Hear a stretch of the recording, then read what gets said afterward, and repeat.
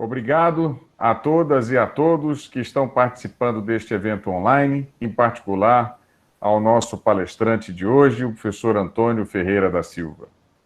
Hoje teremos o 39º webinário do Programa de Pós-Graduação em Física da UFPA. Peço, por favor, a todas e a todos que deixem suas transmissões de áudio e vídeo desligadas, exceto no momento em que forem se pronunciar.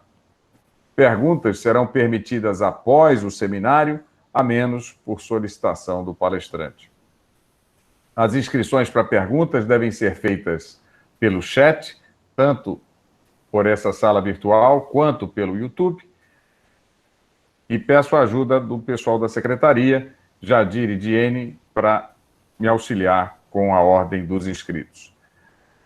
Hoje temos a honra de contar com o professor Antônio Ferreira da Silva como nosso palestrante.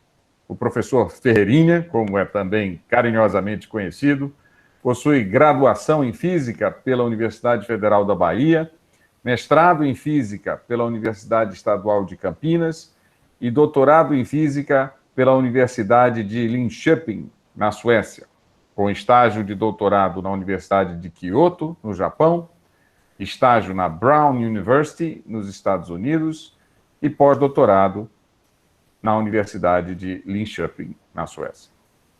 Antônio Ferreira da Silva é professor titular da Universidade Federal da Bahia e bolsista de produtividade em pesquisa do CNPq no nível 1A. É membro fundador da Academia de Ciências da Bahia, membro titular do CA de Física e Astronomia do Conselho Nacional de Desenvolvimento Científico e Tecnológico, CNPq, é vice-coordenador do Laboratório Multiusuário de Nanotecnologia, LMNAN do CETENE, Centro de Tecnologias Estratégicas do Nordeste, Recife. Esse é um laboratório estratégico do CISNANO, que é o Sistema Nacional de Laboratórios em Nanotecnologia do MCTI. O professor Ferreirinha possui experiência na área de física da matéria condensada, atuando em propriedades ópticas e eletrônicas de novos materiais, com ênfase na interação de nanopartículas com estruturas biológicas, energias alternativas, óxidos, fotocatálise, levando à produção de hidrogênio e células solares, polarização de spin direcionando para os dispositivos spintrônicos baseados em nanoestruturas semicondutoras e ferromagnetismo em sistemas magnéticos diluídos, condutividade e seu efeito em alto campo magnético e baixíssima temperatura. O professor Antônio Ferreira da Silva é amplamente reconhecido por suas contribuições em física da matéria condensada, com mais de 200 artigos publicados em revistas científicas internacionais. Prospecções em nanospintrônica será o tema de seu webinário de hoje. Professor Ferreirinha, uma vez mais, muito obrigado por você ter aceito o nosso convite e, a partir desse momento, a audiência é sua. Muito obrigado, professor Crispino. Realmente é uma honra estar aqui nesse web seminário. Eu tenho acompanhado sempre, né, que aparece na web, né? E realmente fiquei muito honrado em participar. Já nos conhecemos de longas datas, né? E toda a programação da programação de física da UFPA. E certamente nós temos acompanhado nas reuniões do CISNANO do MCT, né? Junto com o Sistema Nacional de microscopia, de nanotecnologia, né? E com os laboratórios associados, né? Que vocês têm um laboratório aí associado, né? Dentro do CISNANO, com a professora Ângela, né? Nossa conhecida também há muito tempo, né? E fico honrado com isso, de estar presente e tentar dar minha mínima contribuição. Confesso que foi realmente, não direi assim em cima da hora, mas depois, essa semana, eu tive que fazer uma revisão nos slides e tirar algumas figuras em 2D, 3D e tudo mais, e descobrimos que realmente nós estávamos submetendo o trabalho e ficaria perigoso, vamos dizer, perigoso, né, de apresentar essas figuras e ter um problema com a revista futuramente. Então, isso eu peço desculpa, mais ou menos no final do seminário tem algumas figuras que nós retiramos por causa dessa possibilidade, né? Então, antes de entrarmos no âmago mesmo da questão do trabalho, né, vai ser um overview e finalizando o que é que nós estamos trabalhando no presente, né? Então, eu gostaria de mostrar algumas coisas que nós víamos de certo de 10 anos para cá, por aí, né, até chegar nesse ponto onde nós estamos trabalhando com essa, vamos dizer, nanospintrônica e entrando na engenharia de fator G efetivo com o pensamento de fazer, inclusive, nanodispositivo, né? Então, esse é o que eu gostaria de fazer durante a minha palestra, né? Como ela de poucos, em torno de 50 minutos, então eu tenho que ser um pouco rápido para não desenvolver, não ficar muito enfadonho na minha apresentação. Então, se você, quem já conhece Salvador, sabe que isso aqui é o elevador Lacerda, cidade baixa, cidade alta, né? Bem, eu queria mostrar algumas das nossas cooperações, que isso, claro que elas deram origem a várias dos trabalhos que nós estamos desenvolvendo, né? Especialmente, deixa eu colocar aqui o apontador de laser, né? Aqui nós temos uma certa cooperação lá com o Japão, especialmente com Kyoto. Kyoto foi onde eu fiquei uma parte do tempo para aprender junto com o professor Matsubara, né? Daqueles formalismos todo do professor Takeo Matsubara. Na época que eu estava fazendo meu doutoramento, ele fez uma visita lá, depois nos convidou, e eu passei um tempo lá em Kyoto, né? No Yukawa Laboratório, né? Então, trabalhando com o professor, foi aí que nós aprendemos todo o formalismo na época de função de Green aplicado para materiais semicondutores, que estavam em muita evidência na época. Então, nós começamos a trabalhar com todo esse formalismo de Menigori com o professor Takeo Matsubara, e fizemos vários trabalhos nessa área, né? Propriedades elétricas, mais propriedades elétricas, termodinâmicas e tudo mais. Nós mantemos um vínculo ainda muito grande com Kyoto, porque lá tem a sede do nosso... Nós temos um grupo grande que é Wide Band Gap in Materials, né? Nós nos reunimos aproximadamente a cada 2 anos em algum dos países. O último foi na Coreia do Sul. O ano passado, devido à pandemia, seria lá nos Estados Unidos, né? Tem um financiamento forte do Japão, da Alemanha e da Marinha Americana. Então, nós nos reunimos cada 2 anos.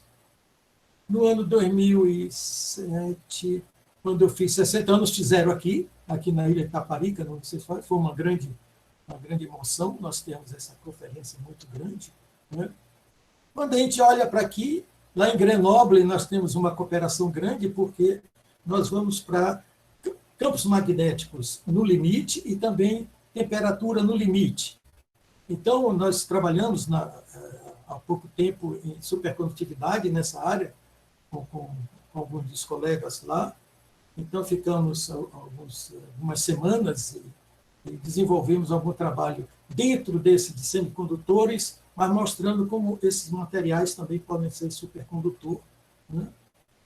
Uma outra interação muito forte aqui na Uppsala, ou aqui na Suécia, com o Instituto Real Sueco, que é esse KTH, em Uppsala, e a Linköping University, onde eu tirei meu doutorado, mas a gente tem uma cooperação grande com o Uppsala também, o Instituto Real Sueco, onde realmente tinha uma cooperação muito grande, e cada ano passava um mês lá nesse... E aí nós desenvolvíamos escola de verão para toda a Europa, né? Então, isso ficou uma praxe nesse sentido. E aqui, voltando, nós voltamos para dar alguns cursos, né? Dentro desses cursos, normalmente os cursos, você tem curso de 6 semanas, né? Que aí já é um curso completo, que é o livro todo, você dá tudo mais. E nós começamos a trabalhar com o sistema de bidimensionais, né? E desenvolvemos essa parte grande. Com a parte experimental, nós desenvolvemos também muita coisa, em parceria, inclusive, não está aqui, com o Niels Bohr, lá em Copenhague. Um dos trabalhos, até mostra aqui rapidamente, quando nós começamos a trabalhar também com heteroestruturas, né? E ver a influência desses materiais quando você dopa e vê o que é que acontece nessas infraestruturas, nessas camadas, né? A outra coisa, aqui em Oslo, nós começamos a desenvolver, tem uns 4 anos, uma parceria muito forte com o Instituto de Nanotecnologia, que é dentro lá na Universidade de Oslo, né? E nós temos ainda essa parceria muito grande em 2 áreas, tanto ligado a DFT como propriedades de transporte. E no London Center of Nanotechnology, nós desenvolvemos uma cooperação muito forte com o diretor da época, era Gabriel Apple. Hoje ele é diretor do Pocher Institute, lá em Zurique, né? E nós desenvolvemos toda uma parte de você estudar a interface desses materiais e ver como são esses dimers, que funcionam na superfície do material, e desenvolvemos alguns trabalhos nessa época. Então, fazia muita visita a esse. Foi lá que foi a primeira vez que nós vimos, que eu vi e nós usamos esses microscópios tanto de transmissão quanto de varredura, e ele funcionava com campo magnético até 5, 6, 7 Tesla e uma temperatura baixíssima de milikelvin. Então, nós fizemos, aqui no Brasil, nós tentamos trazer esses equipamentos para cá, mas nós desenvolvemos, eu não vou apresentar aqui, aí seria motivo para outra palestra, como essa temperatura muito baixa e também a campo magnético forte, nós podíamos ver esses efeitos desses dimers que acontecia na superfície do semicondutor. Aqui é o nosso laboratório. Uma outra ligação é com a Navy, lá em Washington, que nós desenvolvemos, né, várias operações, e com a Georgia Tech, né, o nome dele agora veio, né, falando, mas nós trabalhamos demais na parte de você ver nanocristais retirados desse lixo poroso, tudo mais, para ver, são os fluoróforos, né? Nós usamos muito essas nanopartículas para ver os seus efeitos por exemplo, na parte de medicina, para você evitar tumores e tudo mais.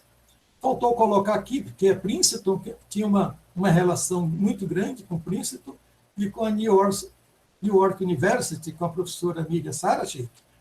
Muitos dos experimentos em campos fortes, nós não tínhamos aqui na época, eu levava para Nova York e nós fazíamos os experimentos lá na New York University. Então, essa é uma das proporções, uma proporção geral que nós temos de como a gente trabalha.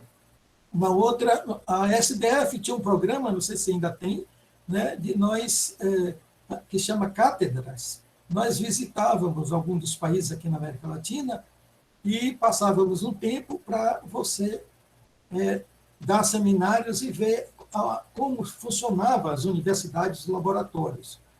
Então, eu tive a oportunidade de 2 vezes em Medellín, né, ficado lá um tempo para aprender bem a estrutura da universidade, lá, e como é que funcionava. E hoje tem um estudante de doutorado que está fazendo justamente nessa área nossa aqui agora.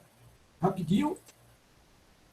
Aí, com o desenvolvimento que nós tínhamos lá no Instituto Real Sueco, nos foi dado uma missão, que na época era a ABB, a veia Browbover, né? Vocês devem conhecer muito isso. Então, ela tem uma introdução aqui muito grande aqui no Brasil, especialmente em São Paulo, que são os robôs e tudo mais. Então, eles tinham potentes MBE, né? Molecular Bioimpacto, esses equipamentos. Então, eles nos pediram para fazer um trabalho, um livro, na verdade. Eu e o Klaas Persson, na época ele estava lá no Instituto Real Sueco, nós fizemos, na verdade, foi um capítulo de livro grande, porque eles tinham uma grande esperança em nitretos, né? Em desenvolver todos os dispositivos em nitretos. Aí nos pediram para escrever um livro, um capítulo grande de livro, sobre esses materiais, né? De nitretos e também carbetos, toda a estrutura de nitretos e toda de carbetos possíveis que nós podemos. Dentro desse livro, nós partimos bem de primeiros princípios, mas bem básico, entra em CPA e entra em Manibody pesado, depois em DFT pesado. Então, nós temos toda a teoria junto com trabalhos que depois a gente publicou, na verdade, são todos novos, nós depois publicamos sobre o que desenvolvemos nesse livro, né? E serviu depois como guia para nós trabalharmos sempre no material, se queria fazer um formalismo Matsubara, fazer um formalismo de CPA, então nós desenvolvemos isso muito bem, né? Então foi bem frutífero, e muitas dessas coisas podem ser refletidas nas nossas publicações, né? E depois vem a seguir. Aqui, rapidamente, é só para mostrar a distinção depois, como nós vamos trabalhar com heteroestruturas.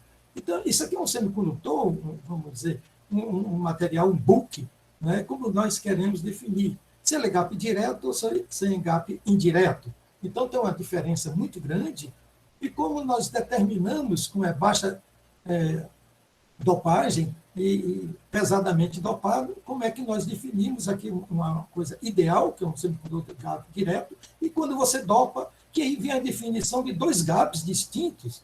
Por que eu estou falando isso? Porque a gente também faz os experimentos, que eles acompanham, tenho medo de ir lá queimar um aparelho, mas para você ter a distinção pesada de o que é gap óptico e o que é gap reduzido, um por absorção e outro por fotoluminescência, e nós distinguimos muito bem isso e trabalhamos com isso, né?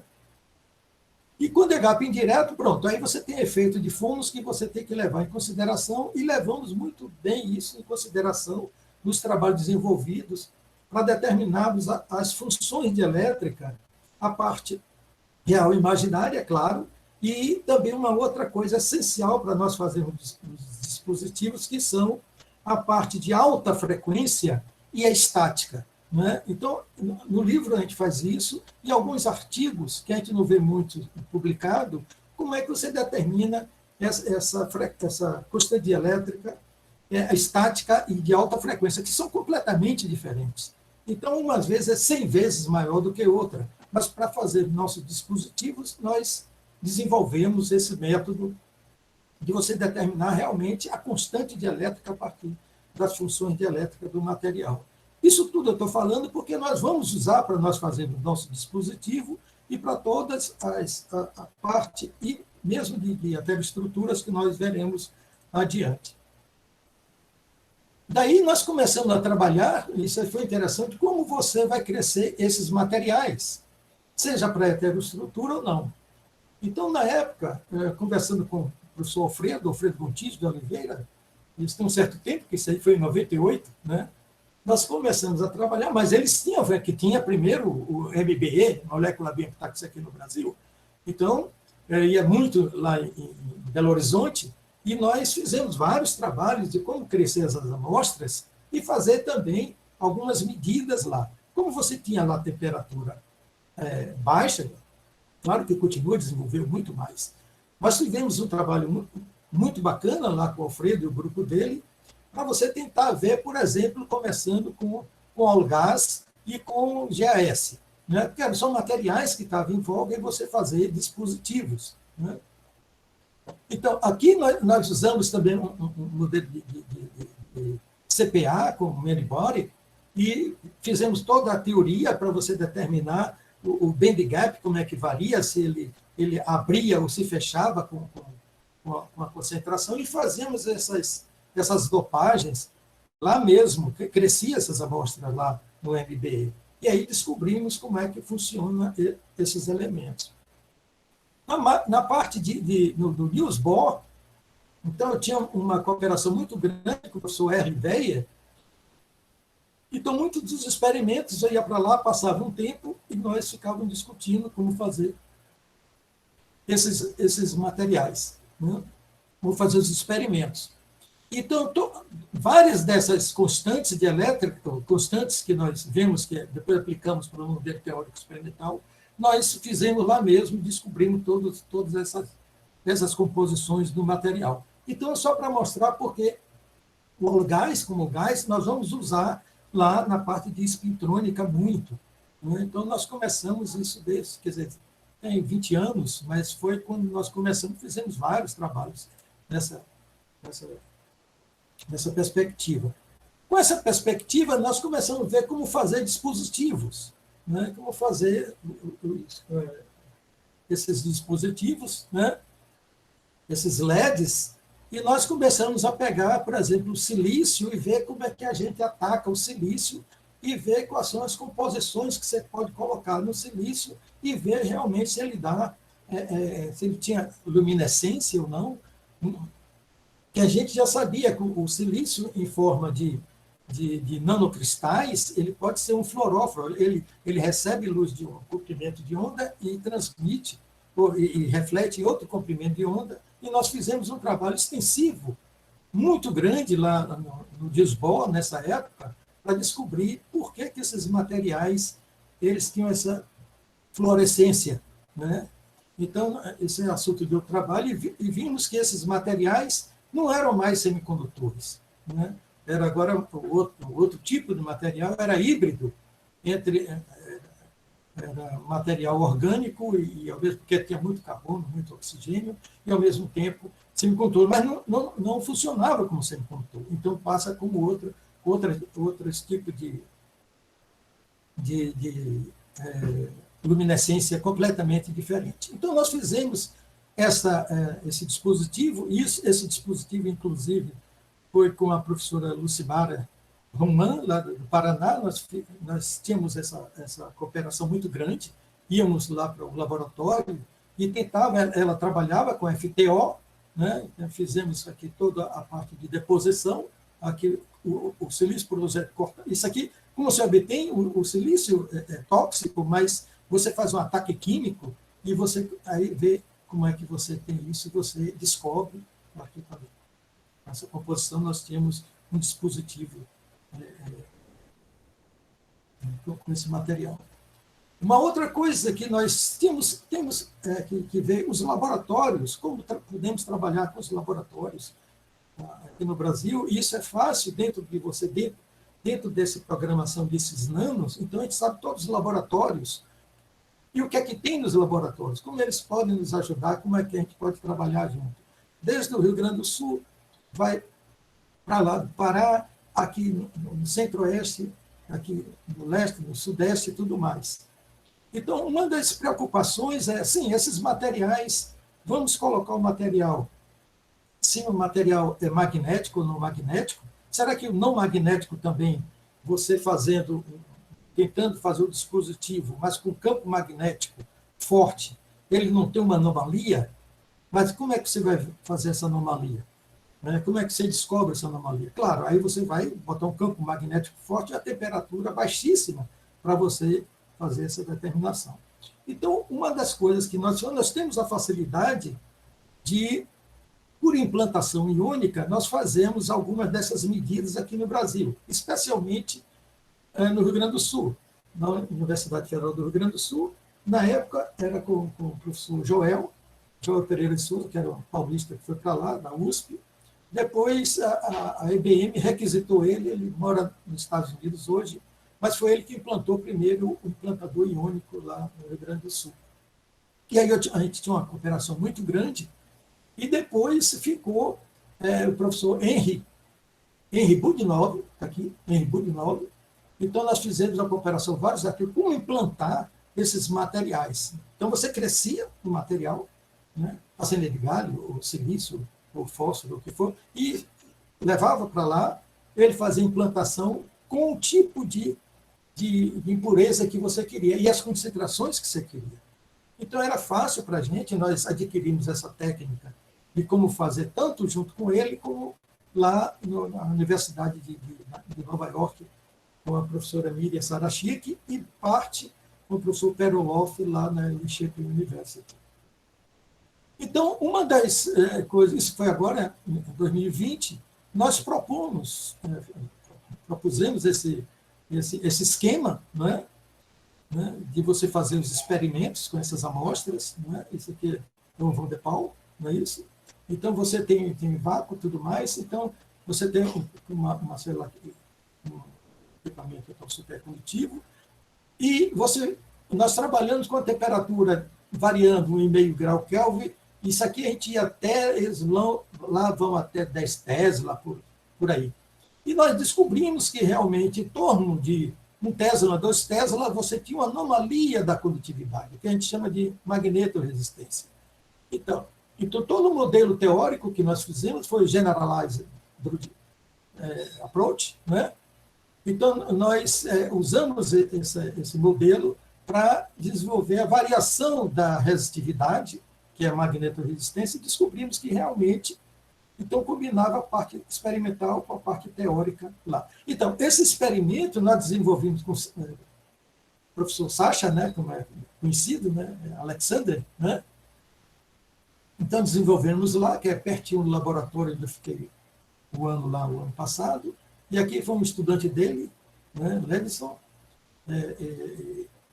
aqui somos nós, aqui o Marcelo, que está em vários trabalhos nossos, também, aqui, de espintrônica, basicamente, ele começou essa parte de espintrônica toda com o desenvolvimento há uns 6, 7, 8 anos atrás.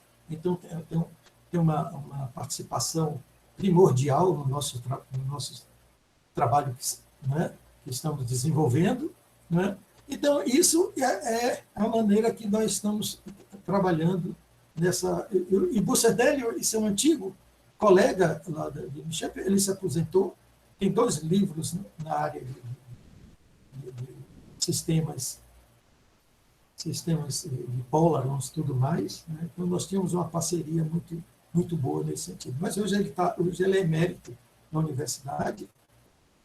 Uma outra porque nós queríamos também definir, foi uma coisa recente, você vê como nós podemos aplicar essas nanoestruturas e ver qual o papel dela agora indo para o campo de biologia e no campo de saúde também. É você tentar crescer esses óxidos de zinco, mas em forma de nanorods, né? Aqui eles não estão alinhados, mas a gente alinha ele de uma certa maneira e começa a trabalhar, porque lá eles tinham uma cooperação grande na universidade, LIU, com o Hospital Geral da região. Então, nós começamos a trabalhar, ver como poderíamos fazer um dispositivo com esse material que é propício para isso. O óxido de zinco, como vocês bem sabem, né, vocês usam muito a pomada hipoglós, né? E aí você tem muito hipoglós, ele é praticamente óxido de zinco, a depender da sua composição, você tem lá nanorods, nanopartículas e tudo mais. Mas usamos também, dopando com cobalto, para ver a influência da parte magnética desse material. E crescemos no silício, então é uma coisa que nós estamos trabalhando em cima há muito tempo. Então, nós fizemos o Hatim Anu, eu participei como oponente lá na tese de doutorado dele lá no Rio, alguns anos atrás, e nós crescemos algumas amostras para fazer as aplicações lá e aqui no Brasil. Então, essa é uma maneira, porque ligado para você fazer os fotodetectores ultravioleta, por exemplo, que a gente chama o spin fotodetectores, e os LEDs de spin.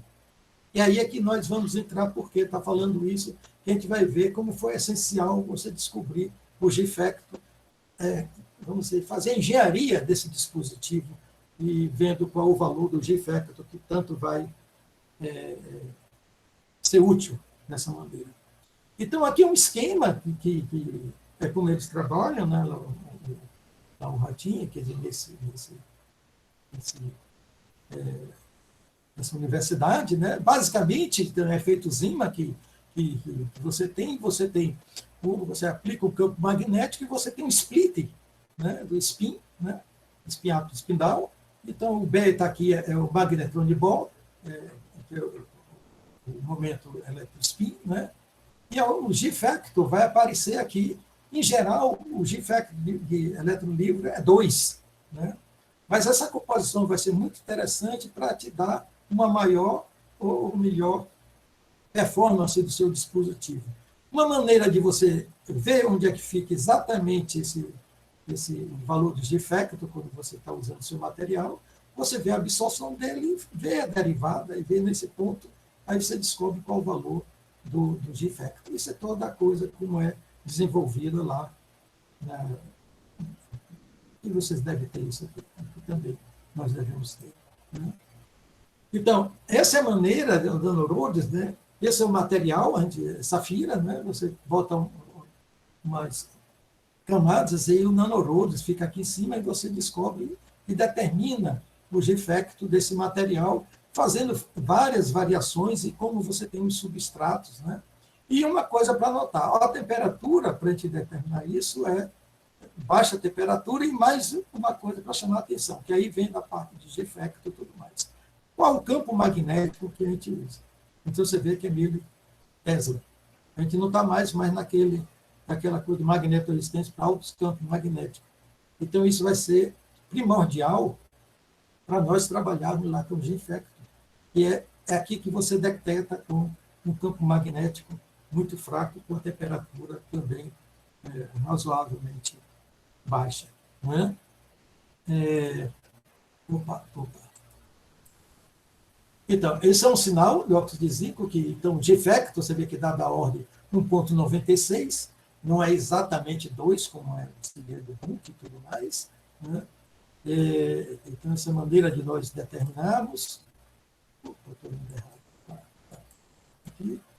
E você vê, então, para diferentes, como você varia o ângulo, ele vai te dar uma diferença no G-factor do material. Mas, em princípio, é isso que nós determinamos e queremos saber o G-factor para fazer os nossos dispositivos, e mesmo com cobalto sendo o doador. E agora, recentemente, isso foi até para minha surpresa, né, nós estamos trabalhando com outro material para substituir, por exemplo, o silício em novos dispositivos. Isso com um artigo recente, né, esse é o final, né, que é justamente o óxido de gálio, né, é um material de gap muito largo, em torno de 4 eletronvolts por aí, e você pode dopar ele com impureza tipo N, né, então muito rasa, né, mas pode ser vacância, mas nós usamos a impureza como dopantes, né, porque ele vai realmente funcionar muito bem para esse dispositivo. Então, o mesmo esquema que nós usamos para determinar o G-factor, aqui nós vemos a absorção, vemos sua derivada e determinamos o campo dessa maneira. Né? Variando o campo, você determina o G-factor. Dessa maneira, você vê novamente o campo, é 1000 Tesla, em torno de 350 mil Tesla, e se viu que realmente é uma transição que você tem com esse G igual a 1,96, que é mais ou menos o que a gente espera desses materiais.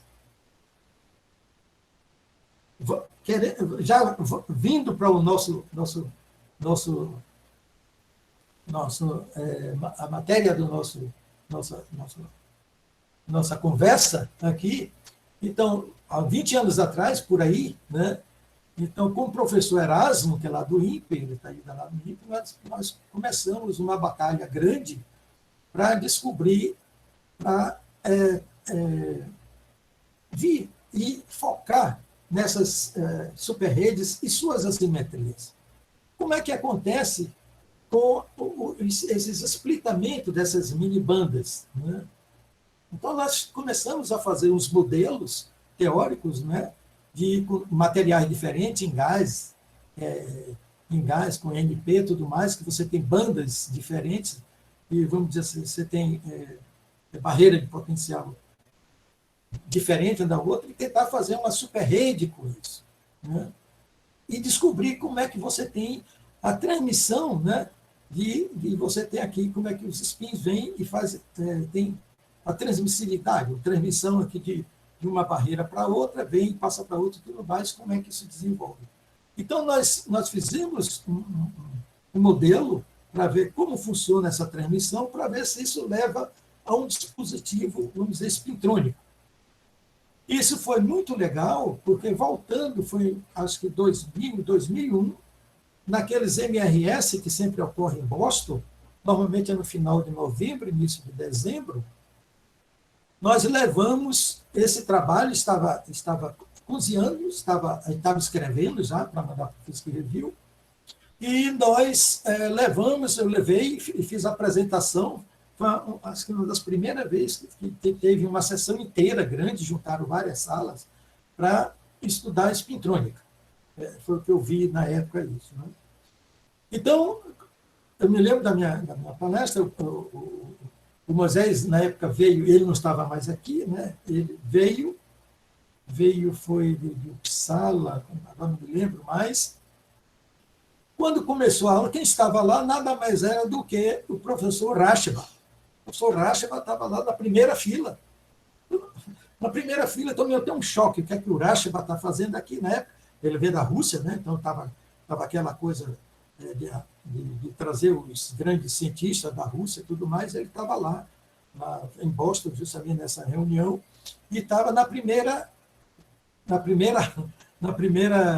fila, acompanhando toda a minha palestra, né? E bem, foi interessante, porque quando eu comecei a palestra, uma pesquisadora alemã, tinha 200 pessoas, sei lá, levantou e perguntou assim, mas como é que você resolveu essa questão da transmissão? Porque até agora não conseguimos fazer essa relação. Como é que você faz transmitir de barreira em barreira para você chegar a um ponto, considerando agora que você tem, não é mais um problema lá daquele semicondutor tridimensional e tudo mais. Então, aí a minha resposta para ela foi exatamente essa. Eu estou dando o curso de Física em Estado Sólido pelo Ashcroft. Como eu já passei pelo capítulo 1, 2, 3, 4, 5, então no capítulo 8, descobri que o problema 1 resolve nosso problema. Então, é só resolver o problema 1 do capítulo 8 e nós temos a solução para publicar no Physics Review B. Foi o que nós fizemos. Então, é um título curioso, foi uma gargalhada geral, mas foi bem interessante, né? Então, nós tivemos essa felicidade de estar lá, o Rashba também, então foi muito, muito interessante. E aí nós tivemos a petulância, a ideia de tentar fazer um transistor, né, de spin, né? Então, bolamos esse transistor de spin, né, e para estudar justamente a condutância, né, a spin condutância, né, de um material para outro. Então, descobrimos realmente, nós tivemos esses platôs da condutância com spin-up e spin-down. Veja bem, olha como a gente distingue spin-up e spin-down. Nós tivemos esse resultado, realmente foi promissor, para esse tipo de camadas crescendo, mas isso tudo hipotético, né? E com esses os parâmetros que nós desenvolvemos, e aí nós temos aqui para spin-up e spin-down, como é que você desenvolve isso. Então, nós fizemos isso, mas não continuamos com esse trabalho, né? Mas só para ver que a gente estava indo nesse caminho para chegar ao que é hoje. Depois, uma outra desenvolvimento disso, que teve um grande impacto, foi a Nordita, aqui tem escrito Nordita, tem Nordita. Esse Nordita é um centro nórdico de todas as academias de ciência nórdico, né? Então, Noruega, Dinamarca, Suécia, Finlândia, Islândia, tudo mais, se reuniram em Estocolmo e transferiram a sede da Nordita, que era perto do Niels Bohr, em Copenhague, lá para na Universidade de Estocolmo. Então, ele fez uma reunião lá, do dia 3 ao 28 de setembro, né? Nós ficamos lá esse tempo todo, e lá tive o prazer de conhecer Nita e vários grupos, porque eles convidaram vários personagens de várias academias de ciência ali da Europa e tudo mais, vieram muitos russos, esses eram danados e realmente muito pesado em cima da gente, né?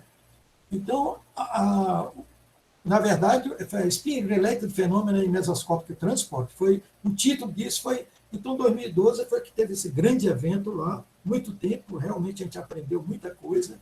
Tinha esse pessoal todo que nós vamos falar agora adiante, eles estavam lá presentes, e até hoje a gente tem certa comunicação com esse pessoal, que é muito educativo.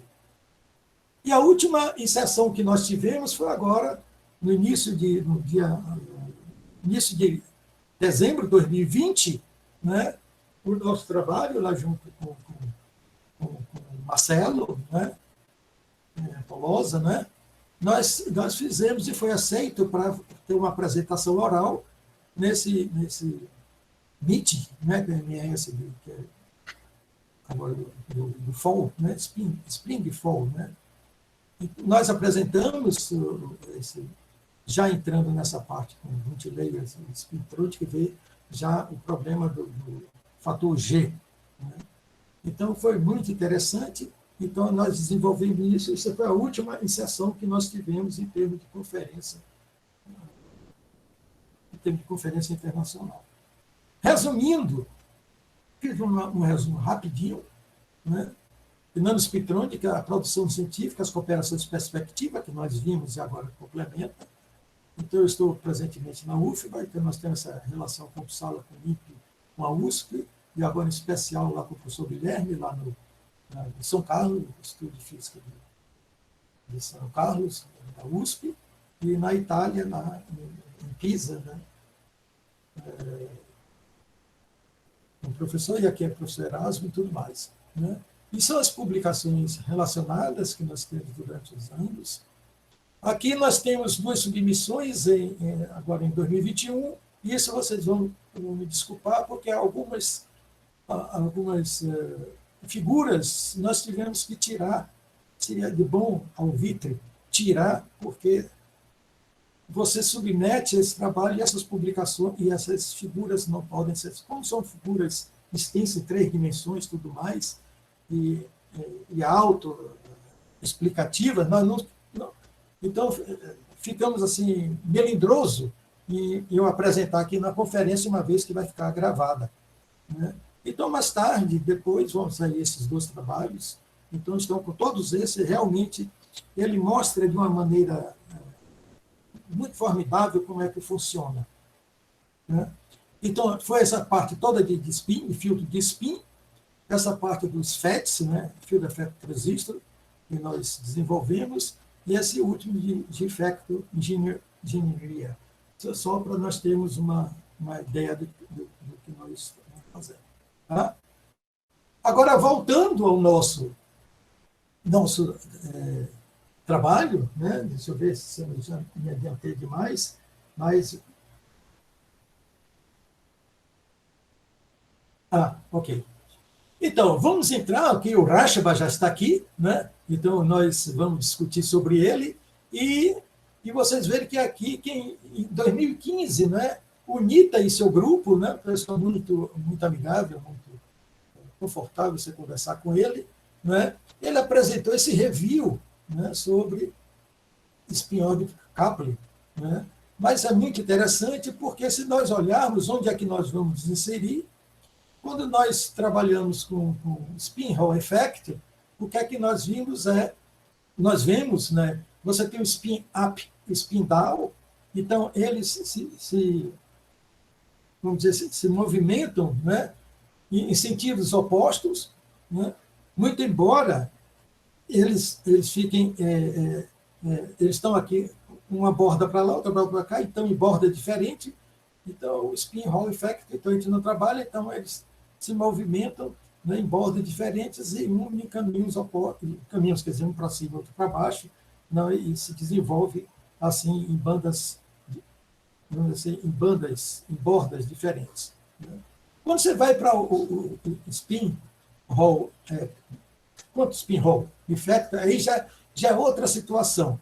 Então, você tem os spins, eles se deslocam, né, em caminhos opostos, mas na mesma borda, né? Então, isso é interessante, que é o tipo de transistor, como é que ele se desenvolve, né? O movimento up and down, mas eles ficam na mesma borda, um vai para lá, outro vai para cá, não trabalhamos com isso, então. E depois volta para os efeitos topológicos, você tem um campo, onde você tem o spin up, né, tendo uma precessão num sentido, outro dá outra precessão, é o que nós chamamos aí dos isolantes topológicos, mas nós não vamos trabalhar nisso agora. Então, nós temos uma dispersão linear, né, com essa massa nula aqui, desse material. Uma outra coisa que nós estamos também focando seria o esférmio de Majorana. E você vê que aqui o material que eles estão tentando fazer é com o timoneto de índio, que nós vamos falar lá mais adiante, e novamente que eu tenho que chamar a atenção, que é para campos muito baixos, muito fracos, senão você também destrói o sentido das características de supercondutora do material. Mas nós vamos trabalhar, não nesse sentido agora, mas tudo são perspectivas de trabalho, mas trabalhar focar nesse assunto aqui. Então, são transistores de spin. Por quê? Porque nós já temos toda a arquitetura já conhecida dos transistores, que é mais ou menos nesse sentido. Então, trabalhamos nesse, nada melhor do que você continuar focado nesse sentido, né? Então, você traz a pesquisa para dentro do seu conhecimento da arquitetura que você já conhece de transistor, né? Então, e isso já é divulgado normalmente. Você pega lá o Wikipedia, então você tem isso lá bem definido, né? Eu tenho aqui até uma parte dela, né? Então, é o que você tem bem definido no Wikipedia, não precisa nem falar muito, é só você abrir e ver. Então, você tem aqui realmente o que a gente chama de High Electromobility Transistor, né? Onde você tem o FET, né? que é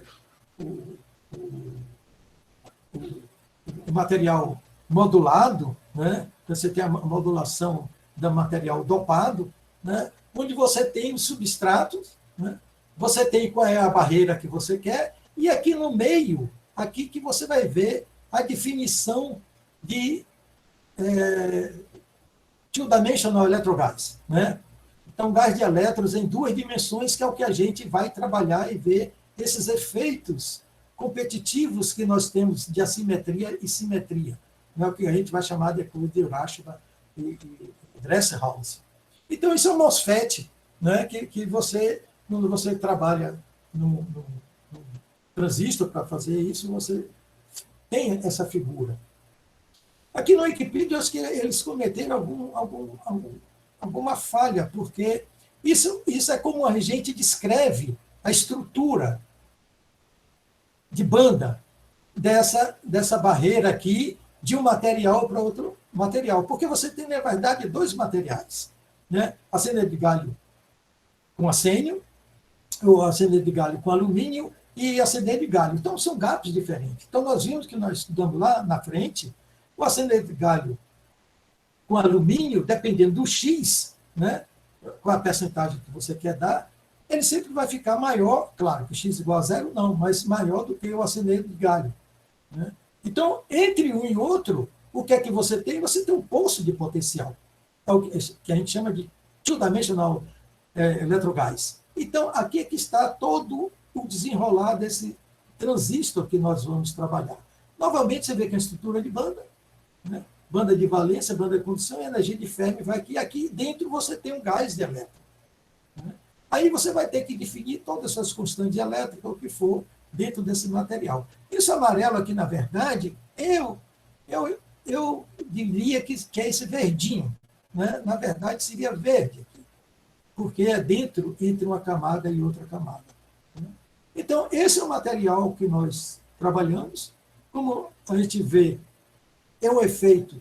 Você tem um canal de um poço assimétrico, né? Onde você tem um gás bidimensional, e aí você trata como é que você vai funcionar, por exemplo, o campo elétrico, se vai ser paralelo, se vai ser perpendicular, no sentido do crescimento. Então, você está vendo o crescimento, onde é que é, e vê como é que você vai tratar dessas assimetrias dentro do seu cristal.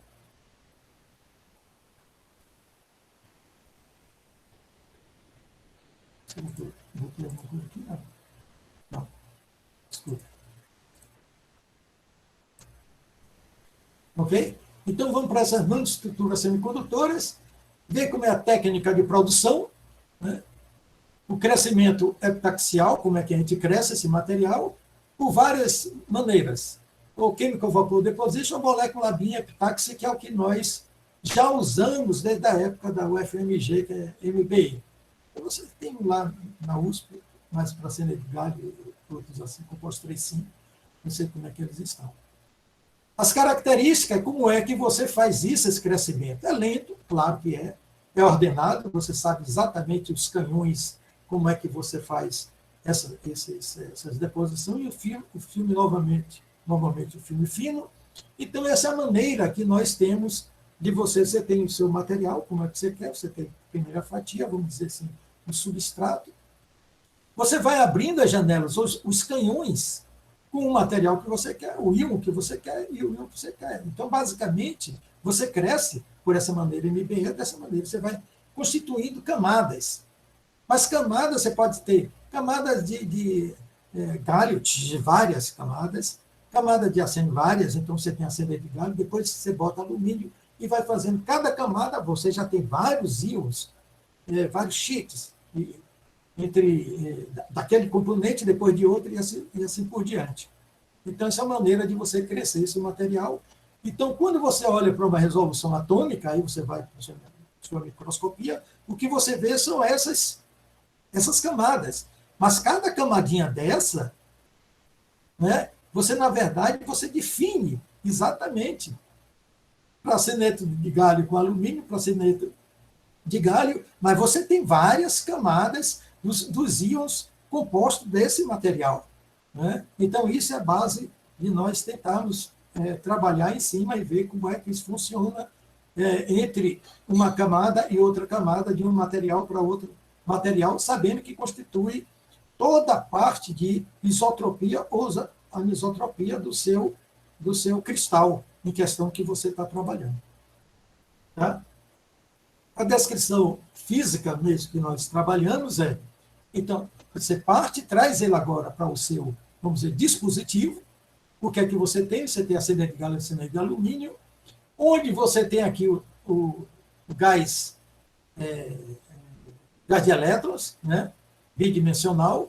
Aqui você tem um delta doping, que se trabalhou muito. Então, na verdade, a arsênio de galho, então você já vê a anisotropia aqui desse material, com a arsênio de galho com alumínio, a mesma coisa. Então, você está tratando com uma certa anisotropia sua estrutura de rede. Isso vai te trazer umas consequências para que dentro do que você trata entre uma camada e outra camada, a arsênio de galho tem um gap menor, a arsênio de galho com alumínio um gap maior, a não ser que você faça x igual a zero, né? Mas, em princípio, é isso, e entre um e outro você tem esse poço assimétrico, esse poço de potencial, aqui a banda de condução, banda de valência, né? E aí aqui que você define todos os estados ligados do seu elétron. Onde é que você vai tomar? Se ele vai o deslocamento para cá, como é que você está no XY ou está no Z, no sentido de crescimento e tudo mais. Vamos acelerar isso. Então, tem umas coisas que agora nós temos o cuidado de como definir, né? O que é que você está pensando? Você vai para a linha de DFT, vai para a linha de mais, vamos dizer, um modelo, vamos dizer, eu diria até um model calculation, mas não é todo mundo que gosta de falar de model calculation, mas envolve uns cálculos, um tratamento teórico, analítico violento, mas, mesmo assim, você trata de uma maneira bem analítica com todas as equações e usa o seu computador para configurar os resultados, o que é que você quer. Mas a gente não entra, a gente extrai algumas coisas que a gente usa muito de FT, desse Functional Theory, para você entender funções com Luttinger, Kane, todas as estruturas, e aqui você vê como é que os íons dispõem na rede, esses potenciais, quem estudou bem antes sabe que esses potenciais são os potenciais de Moffitt, mas aí você tem função e envelope, cada isso você tem a função de oscilação para cada íon aqui, onde você tem uma função envelope, que está aqui, que vai se propagar dentro do cristal. Então, você tem um sistema, que nós chamamos de um sistema mesoscópico, né, e um sistema microscópico, né? Então, essa é a base do que aqui a gente vai definir, né? Toda essa parte de mesoscópico, todo o sistema, e microscópico para cada uma dessas bem definidas. E aqui o Rashba e o Dresselhaus está embutido nisso, e você fazer o seu dispositivo de uma maneira, eu diria até dessa maneira que a gente trata analítica. Então, essa é a função de onda que nós usamos, uma onda plana, né, que nós usamos e consideramos para cada, vamos dizer, hamiltoniana, a parte mesoscópica, a parte microscópica do material, mas basicamente é o que você tem dentro do seu material, como ele se propaga. Então, aqui nós estamos vendo a função envelope, aqui a propagação do eixo de carga, se for plano, perpendicular x e y, né? Então, isso é uma função que a gente chama de bloco que está ali dentro do seu sistema, né? Isso a gente estuda em estado sólido normal. Então, qual é a influência do campo magnético? Nós vamos tratar de um campo magnético externo, aí é aquilo que nós falamos em efeito Zeeman, você aplica o campo, né? Nós vimos que esse campo é relativamente muito baixo.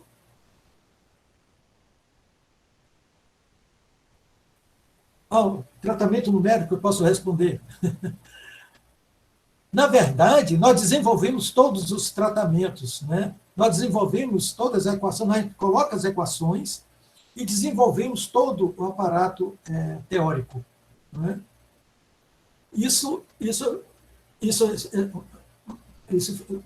Essa parte de desenvolvimento, tanto na parte de espintrônica, né, o grupo todo desenvolve isso, em particular o professor Marcelo desenvolve isso muito bem, e nós desenvolvemos isso desde a época que nós fizemos essas coisas, na época de Kyoto, desenvolvemos aquelas equações de cubo, Greenwood, para efeitos de temperatura e propriedades ópticas e tudo mais. Mas a essência é isso. Nós desenvolvemos os programas mesmo a partir dos hamiltonianos. Talvez no fim desse seminário, acho que eu deixei lá os hamiltonianos. Se me lembrar, eu posso colocar esse hamiltoniano. Tem um outro seminário que isso está em detalhe, né? Todo em detalhe as equações todas de como você faz, mas não tem um programa específico para fazer, a gente não usa um modelo específico para fazer.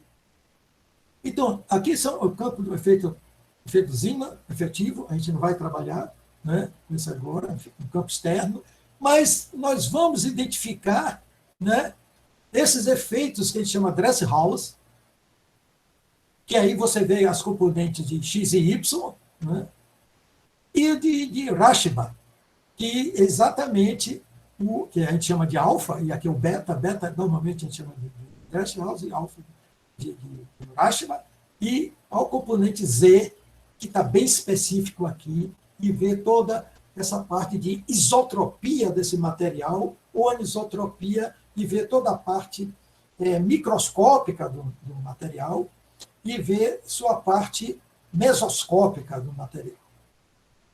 Isso vai ser básico para tocar adiante. Né? Se nós olharmos aqui novamente, aqui, agora o data, né? Basicamente, isso é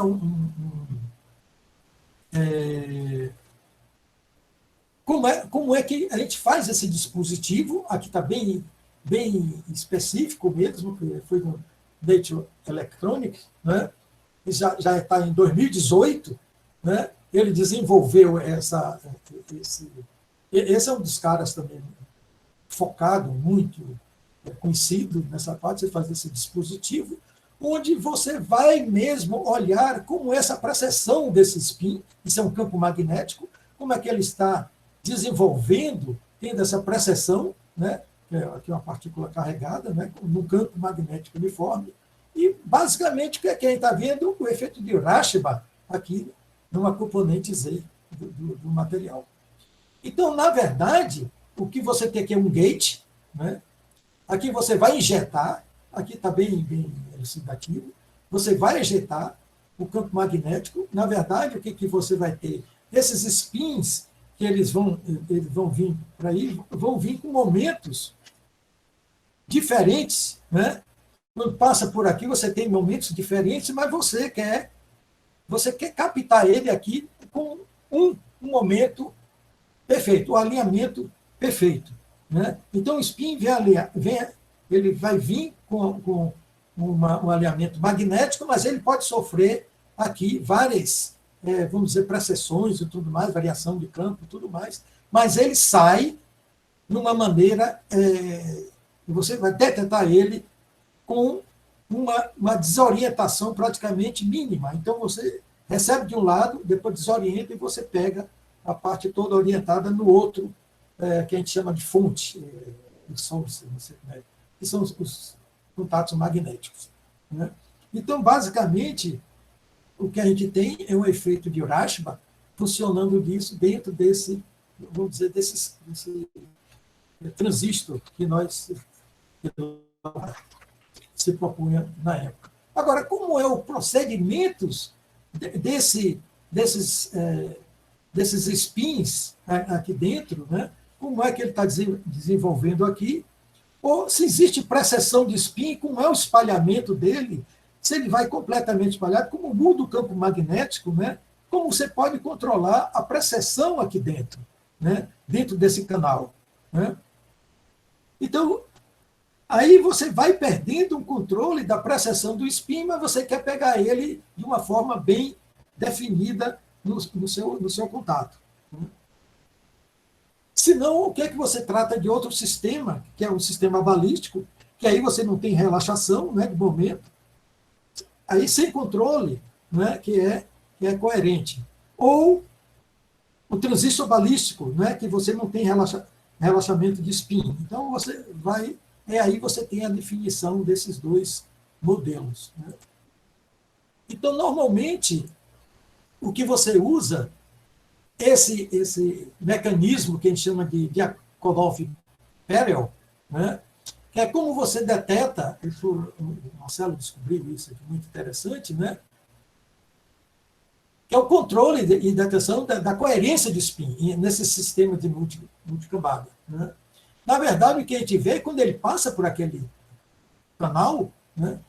Então você tem a precessão lá do spin, né? Com um campo externo, um campo efetivo definido, mas com momento definido.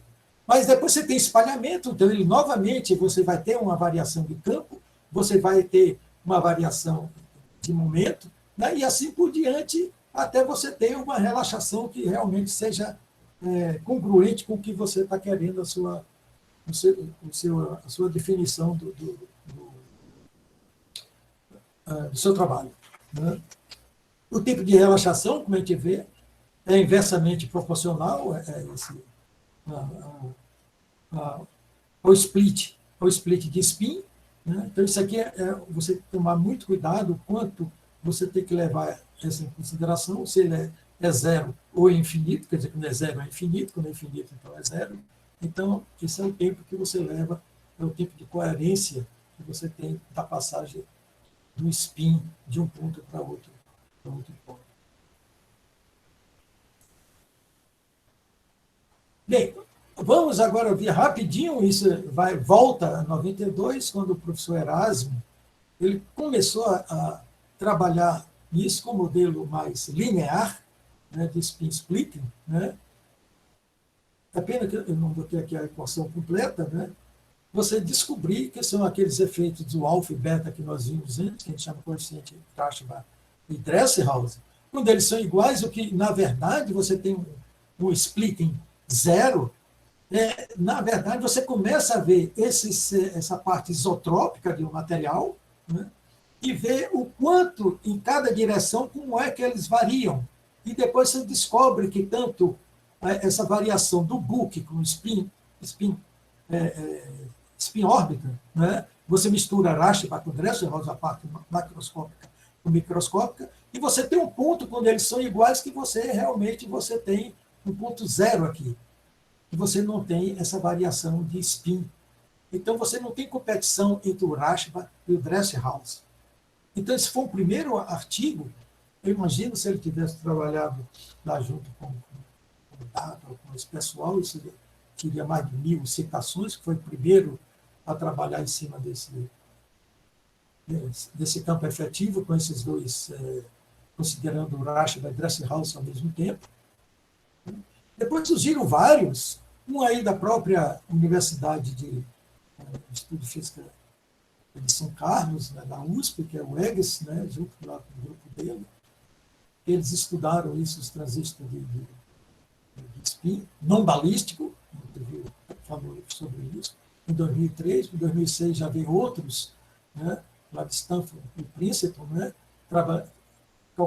trabalhando nesse spin, hélice de spin, né, e mais recentemente, né, esses spins persistentes, né, nos postos quânticos. Então, é um assunto que está muito em evidência. Então, o pessoal está trabalhando razoavelmente nisso. Novamente, aqui o grupo lá do MITA, né, com hélice de spin, persistência de spin. O John Silva, que vai sempre aí em São Carlos, né, se não me engano, parece que tem uma cooperação grande com o pessoal, isso 2017. 2020 já o pessoal do ONU, né, que realmente trabalha muito nisso, novamente a dinâmica de precessão de spin, levando em consideração essas hélices de spin. Então, é um assunto que está muito em evidência e nós estamos felizes que estamos tocando esse assunto adiante.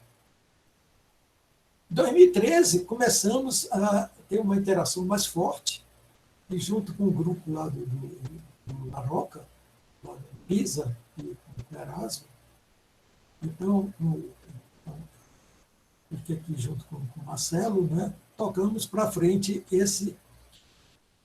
o trabalho que nós vemos toda a parte linear daquele desenvolvimento do hamiltoniano e ver essa simetria, que nada mais é do que o Rashba. Você vê em todo... Cuidado aqui, ó, aqui é uma concentração 10 a 12, viu? Não é menos 12, porque nós temos aí camada bidimensional. Então, vemos essa simetria toda, né? Então, tem um ponto aqui que então, ele se anula, que é justamente simétrico, que é próprio do Rashba. Mas você toca isso mais adiante, e entre os termos que está lá no hamiltoniano, bem lá atrás, que é toda a parte analítica, que aparecem os termos cúbicos. E aí nós vemos como modelo teórico você tem que tomar muito cuidado se você levasse em consideração os termos lineares. Os termos lineares vai te dar tudo isso, só isso aqui. Ó. Então, você tem um ponto, você tem isotrópico, um ponto que os alfa e beta são similares. Mas se você desenvolver expandir isto em termos cúbicos e assim por diante, né, você vai ver que esse campo efetivo E o spin-órbita não vai ser como a gente esperava, essa isotropia, e você um ponto onde você tem anulação aqui dessa isotropia e um ponto de contato onde você tem a parte isotrópica e isotrópica. Mas sim, o termo principal agora é justamente essa anisotropia. Então, você vai ter um outro resultado completamente diferente para o seu dispositivo, levando em consideração. Então, são efeitos que você não enxergava antes, mas agora esse efeito de spin-órbita você enxerga quando você trata perfeitamente o seu material e seu hamiltoniano com mais segurança. Então, o que é que nós usamos? Vários materiais, aí começamos a trabalhar com vários materiais, mas se vocês notarem, esses materiais, como antimonia de índio, é que o pessoal já está lá trabalhando com majorana, que nós vimos lá no início, o artigo lá do NITA, para 2015, né? Então, esses materiais têm sempre uma característica em torno do gap, onde varia. A gente sempre está com um gap pequeno, mas descobrimos também que você já tem uns gaps maiores e vê quais são as constantes dialéticas da massa efetiva dele. Se nós olharmos para isso aqui, o alfa de Rashba, se nós olharmos para esses materiais, é que a gente não tem um ponto onde eles tendem, onde você tem essa simetria, onde eles se casam, alfa e beta, tudo mais. O arsenide de índio, o antimônio de índio, não tem. Nós, quando olhamos para o arsenide de gálio, arsenide de alumínio, sim, você tem um ponto aqui, onde eles se passam para um, que o alfa e beta são iguais, aqui alfa e beta, e para o antimonieto o arsenide de gálio também. Então, esses dois materiais são promissores para você fazer esses dispositivos. Você vê que a concentração é uma concentração bidimensional do material. Pronto. Então, nós temos uma figura pictórica, né, do que nós estamos trabalhando. Né? Vamos agora aproveitar isso que nós fizemos e trabalhar com a engenharia do fator G. Então, nós vimos, para você fazer o dispositivo, vimos alguns exemplos do fator G como essencial, né? Aquele splitamento lá entre os ímãs e tudo mais. Mas, infelizmente, aqui eu não posso colocar todas as equações detalhadas, né, que nós temos. Isso pode ser para outro seminário, com detalhamento, toda a parte analítica do trabalho, passo por passo. Né? Então, voltando, o que é que nós temos? Que é a engenharia do fator G. Se nós, para um material, para o book, esse G, vocês vão ver ele na literatura, é igual a 2. Mas ele não é essencialmente igual a 2. A depender do material, como você está tratando, sua estrutura bidimensional mais, você tem um fator perturbativo que é mais do que 2. Então, isso vai lhe dar uma diferença razoável, a depender do material e a depender se você pode fazer ou não o seu dispositivo. Então, o que nós temos é isso que nós vimos, o campo magnético, você tem um splitamento, como a gente viu, como a gente observa com o EPR, e aqui você tem um campo, varia com o campo, novamente o campo magnético fraco, onde você splita em spin-up e spin-down, e caímos nessa equação agora do fator G, que é efetivo. Esse é do elétron livre, né? Que é G, que é 2, mas você tem essa perturbação do seu cristal. Então, como é o seu cristal? Então, delta, o que é delta? É justamente esse spin órbita que você tem aqui, né? Na banda de valência, você tem lá esse topo da banda de valência, que isso aqui abrem heavy hole e light hole. Então, você tem duas bandas de buraco pesado, né? E buraco leve. Né? Então, eventualmente, o que você tem aqui aqui uma flat band em torno do gap, onde tanto o heavy hole como o light hole ele tem a mesma dimensão aqui. Tá? Então, novamente, você vê quais são os spins que você tem aqui, e esse delta é justamente esse splitamento que você tem a partir do topo da banda de valência. Então, esse delta vai ter uma grande influência para você fazer o seu dispositivo. Aqui, em especial, nós estamos mostrando de um material que você tem essa anisotropia, né? Você vê por aqui, que é um material anisotrópico, né? Você para de rede, você pega um, bota outra, isso aqui vai ficar completamente diferente. Então, a estrutura de banda do seu material é isso, como banda de condução, banda de valência, é aquele spin-órbita que você tem que levar em consideração. Isso já está lá desde 59, que foi o Rawls que imaginou isso. Então, esse está aqui dentro dessa equação.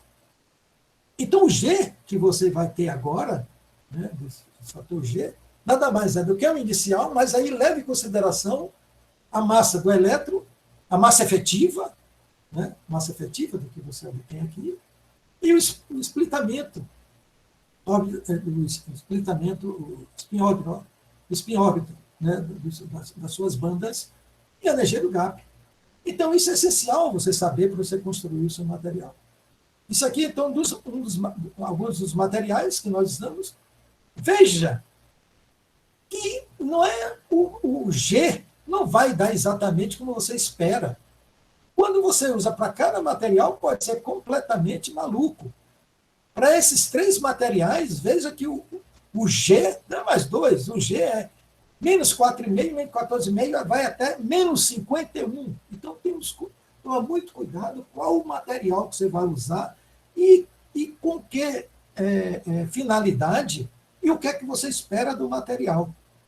Então, você tem que ter muito bem isso definido para você fazer o seu transistor. Então, isso aqui foi em 2001, como uma tabelinha, né, do G-factor, com a constante da rede de cada material. Então, esses materiais que nós temos aqui, que a gente falou, fosfeto de galho, semente de alumínio, fosfeto de índio, alumínio, então está acima aqui do 0, 1, 2, está em torno de 2. O GAS já está aqui perto de 0, é negativo. Aí você começa a ter fator G, que vai mais para baixo ainda, aqui o antimônio de índio, que vai a menos 51. Então, nós precisamos trabalhar muito isso. Eu não vou entrar em detalhe agora com Majorana, que a gente viu que você usa o ascendente de índio. Então, aqui são os materiais para você fazer esse tipo de dispositivo, né? O fator G vai de 8 a 15, estupidez, em módulo. O antimodelo de índio de 40 a 50. Massa efetiva dessa ordem, muito pequena. Né? O spin-órbita também muito pequeno, né? E o do Capri também muito pequeno. Então, para você começar a trabalhar com isso, isso foi um Nature Review em 2018. Isso mostra o quanto isso está realmente muito ativo para você fazer os novos dispositivos. Tá? E voltando, rapidinho, eu não vou mais. Voltando à nossa questão, que é a questão que a gente estava falando sobre o dispositivo, as heteroestruturas, onde você tem aquela barreira de potencial, onde você tem um poço que pode ser simétrico ou assimétrico. Então, vamos olhar agora para a estrutura que nós estamos crescendo, trabalhando com isso há muito tempo, que é a ascendente de galho com alumínio, ascendente de galho, né? Mostrando a superrede, né? Como é que ela se dispõe, né? Para você fazer essa construção. Então, nós vimos como é que você cresce ele por MBE, você pega uma partezinha dessa fatia e abre ela. E é assim mesmo que você vê no microscopia. Eu tenho outros que a gente fez com temperatura muito baixa, que o magnético deu para ver isso. Então, você tem uma composição de vários átomos, vamos dizer, de ascendente de galho, vários átomos de ascendente de galho com alumínio, vários átomos. Então, você tem aqui uma camada e uma camada do meio, que pode ser galho, ascendente de galho ou ascendente de galho com alumínio. O fator G, quando a gente pega lá a expressão do hamiltoniano, na verdade, é um tensor onde você tem uma matriz, onde você vai definir a parte diagonal. Onde é que está a parte diagonal? X, Y, Z, onde você vai definir essa parte diagonal para o seu G efetivo do poço quântico. Não é? Então, aqui é o poço onde você está, ascendente de galho com alumínio, ascendente de galho com alumínio, né? E aqui, na interface, você tem a semente de galho.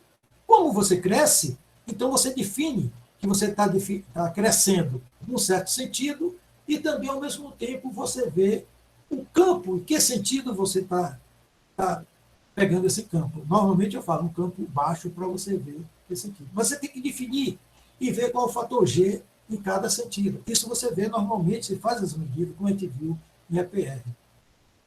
Quando você tem um poço, e quando você viu que quando você sai de acendeiro de galho com alumínio para acendeiro de galho, os gaps são diferentes. Um tem um gap, vamos dizer, menor, acendeiro de galho, e outro você tem um gap maior, né? Acendeiro de galho com alumínio. Então você tem dois gaps diferentes, e você pode dizer, então, onde é o sentido de crescimento, e você definir onde é que está o campo. Se esse campo for aqui paralelo, né? Se for aqui paralelo, nesse sentido aqui, então o campo entra aqui, vai, né? O que é que você tem? Você tem um orbital, né? da sua natureza, né? Esse orbital vai lhe definir, então, que orbital de Bohr é esse aqui, onde aqui você tem Y e Z, e o crescimento é nesse sentido, né? Mas quando você bota o campo nesse sentido paralelo, então, no sentido x e no sentido y são iguais, gxx e y. Só que esse raio vai pegar as duas estruturas. Então, você pega o da acendeiro de galho e pega o da acendeiro de galho com alumínio. Não é isso? Então, a depender do campo, se está paralelo ou perpendicular ao crescimento, você tem um fator G, e do outro você tem outro fator G. Vamos dizer que agora você cresça, o campo magnético é no sentido do crescimento, GZZ. Vai te dar o outro componente GZZ. O que normalmente você faz, você vê a média disso, né? E vê a influência de cada um desses, tanto no campo agindo de maneira paralela aos dois confinamentos, as duas bandas, os dois materiais, ou perpendicular ao crescimento e ver qual o tipo de influência, né, nesse fator G. Tá? Então, se nós pegarmos então ele está no sentido paralelo, aqui, né? Então o crescimento para cá, ele está aqui no sentido onde x, y é igual, que é o G paralelo, ele vai te dar uma expressão, pode ver, antes nós tínhamos só essa expressão, né, que é aquele delta split, energia do gap, as massas efetivas. Agora você tem algo adicional, que é o quê? É justamente o alfa. O campo intrínseco do material, que é do Rashba. Então, é um campo elétrico. Quer dizer, na verdade, o elétron vê dentro do seu campo, quer dizer, se a gente se lembra bem, você tem um gradiente de potencial que nada mais é do que um campo elétrico. Não é isso? Então, o gradiente potencial, isso vai te dar um campo elétrico. Né? Então, você bota lá, vai te dar um campo elétrico, né, que é intrínseco do seu material, mas a impureza vai ver um campo magnético intrínseco do material que nós designamos é o termo de Rashba. Então, o Rashba aparece aqui. Né? Quando você propaga esse campo de uma maneira paralela e x e perpendicular aqui no sentido do crescimento. Então, esse alfa de Rashba que está aqui vai te dar uma coisa agora completamente diferente e vai compor lá o seu hamiltoniano. Ele está pegando o fator G paralelo, onde vai aparecer bem específico onde é que está essa contribuição de Rashba. Novamente aparece aqui a banda de condução e aqui o gap, esse splitamento. Vamos ver agora, quando você cresce, no sentido do crescimento, você tem um campo no sentido do crescimento, onde você tem a contribuição GZZ, que é no sentido do comprimento. Então, a média do fator G, que é do Book, então vai aparecer agora, perpendicular, bem diferente. Você tinha esse fator aqui, agora você tem mais uma delta desse fator G que está aqui. Né? Então, na verdade, você tem bem distintos uma coisa da outra, né? Se você toma o campo de uma maneira paralela, perpendicular, e nós vimos mesmo daquele lado Zen de O, como esse fator G ele influencia de acordo com o campo que você está pegando e está aplicando no seu material. Tá? Então, o que é que nós fizemos? Fazemos uma média, né, dentro desse paralelo e perpendicular. Você pega o GG, o G perpendicular, o G paralelo, né, e determina esse ΔG, né, dentro desse poço de potencial. Então, nós fizemos essa variação com concentrações, claro, concentrações diferentes, ou com largura do poço diferente, e ver qual é a influência, qual é a variação desse fator G quando você aplica, claro, campo magnético e quando você varia a espessura desse poço, ou a distância entre uma camada e outra camada.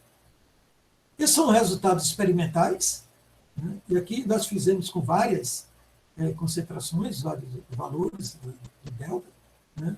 Vendo como é que varia toda a variação do fator G, quando a gente tem esse material com essa disposição, e quando você tem, ao contrário, a de galho acênio para GaS, dentro dessa composição, que foi o que a gente tinha experimental, e comparando aqui, são duas medidas experimentais diferentes, a gente vê que casa com o modelo que nós estamos propondo para estudar esses materiais e, consequentemente, tentar fazer esse dispositivo.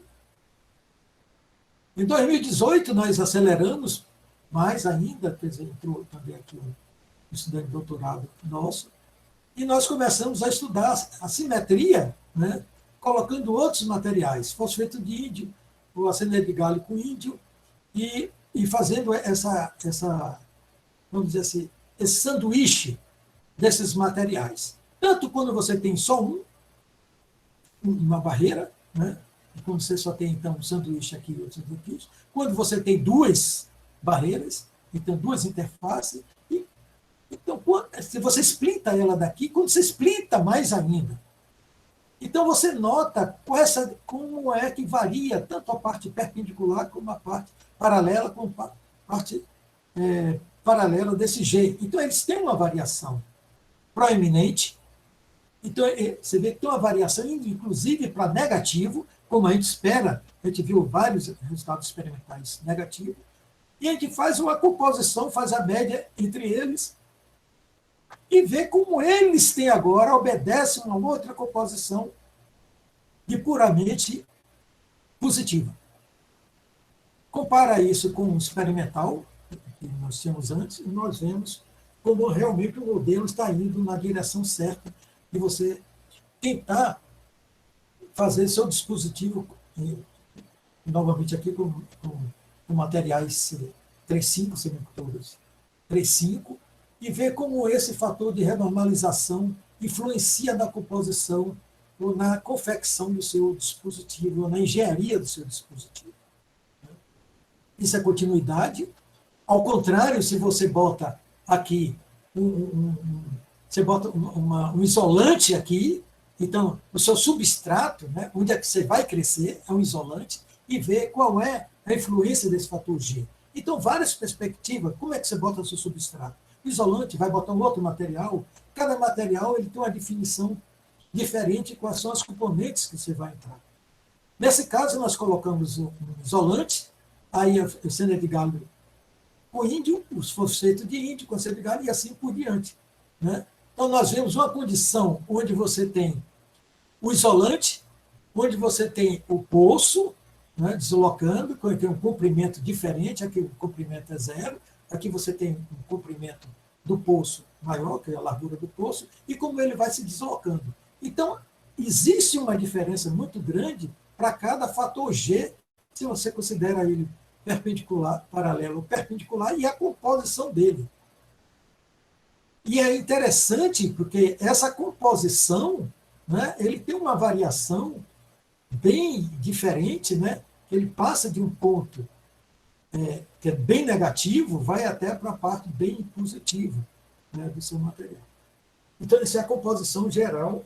Numa figura 3 dimensões, você não vai dar para a gente mostrar isso, a gente vê como você pode fazer a engenharia do seu material, levando em consideração todas essas variedades que nós temos. Isso foi em 2018, e aí, como eu disse, tem outros resultados que realmente é autoexplicativo, levando outras considerações puramente analíticas, mas foi muito difícil fazer esses gráficos em 3 dimensões, com graus de cor, e nós ficamos com receio de apresentar, porque está em fase de submissão.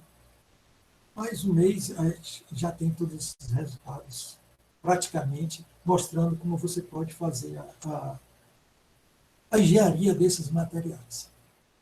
Então, para concluir, o que é que nós temos? O efeito de superposição do sistema de Rashba e Dresselhaus foi investigado para essas diferentes junções de materiais 3,5.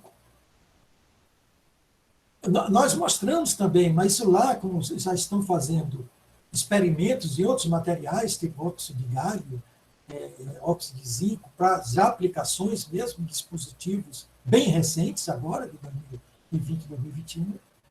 Os respectivos coeficientes, então, foram considerados já com as correções cúbicas em cada. Então, nós expandimos isso para levar todas as considerações em consideração. Essas são as correções cúbicas, que antes não estava, mas agora você sabe que o seu resultado é perfeito. Quer dizer, perfeito. São correções que você leva em consideração e você tem o que mais, vamos dizer, é um retrato fiel do dispositivo que você quer mostrar.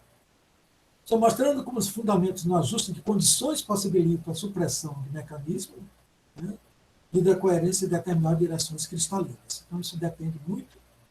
Considerando essa formulação do fator G que nós previamente desenvolvimos, né, com base nessa aproximação da massa efetiva e função envelope, então, isso novamente, essa aproximação de massa efetiva, né,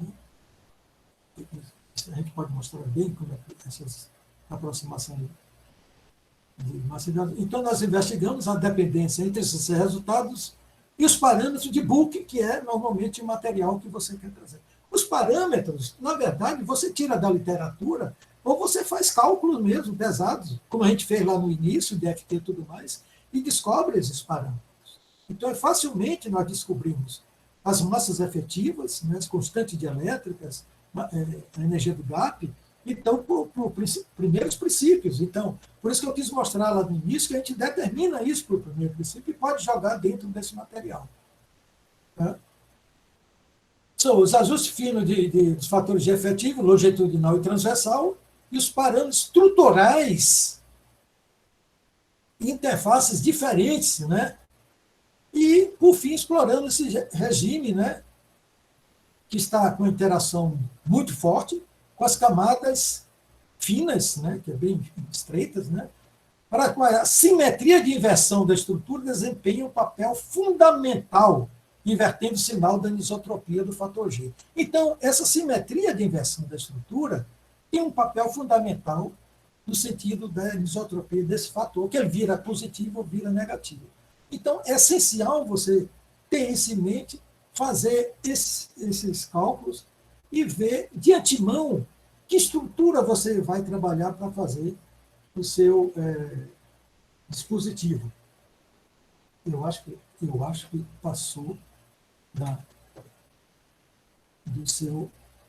Então, eu acho que passou um pouco, mas eu não devo deixar de fazer meus agradecimentos aqui à nossa Fundação de Amparo e Pesquisa do Estado de São Paulo, a CAPES, né, que tem uma ligação muito grande, inclusive, com o Marcelo, né, a FAPESP, que nós estamos sempre junto aí com vocês, né, tanto em São Carlos como na USP, o CNPq, que nos dão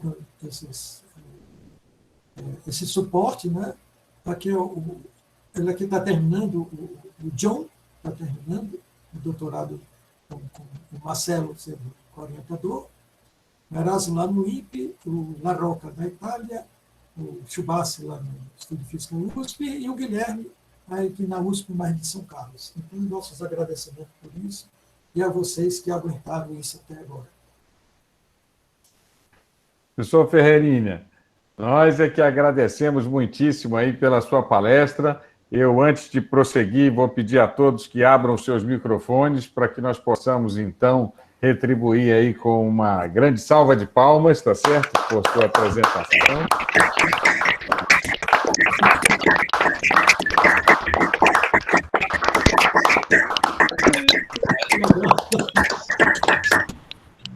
É isso aí. E temos já algumas perguntas, mas antes de colocar aqui as perguntas, deixa eu lhe dar aqui, como de costume, um panorama do que foi a sua audiência, tá certo? Tivemos pessoas aqui de 10 estados diferentes, pelo menos que eu tenha registrado, entre eles Amazonas, obviamente o Pará, Roraima, Tocantins, Maranhão, Rio Grande do Norte, Rio de Janeiro, São Paulo, Rio Grande do Sul e Santa Catarina. Então, aqui muito bem representada e distribuída aí pelo Brasil, né? Obviamente, nós tivemos aqui os nossos alunos, tanto de graduação quanto de pós-graduação e professores da Universidade Federal do Pará, como a Ângela Cautal, que você mencionou, Danilo Alves, Jorge Cacilheiras, Valdomiro Pascoal Júnior, participantes não só da cidade de Belém, não é, de onde eu estou falando, mas também de outras cidades, como a Baitetuba, Ananindeua, a Bragança, Capitão Poço, Castanhal e Santarém, só aqui no grande estado do Pará. Não é? Santarém, por exemplo, Cláudio de Souza, lá da Universidade Federal do Oeste do Pará. Tivemos também alunos de graduação, pós-graduação, professores e pesquisadores de universidades, institutos e centros de pesquisa distribuídos pelo Brasil inteiro, tá certo?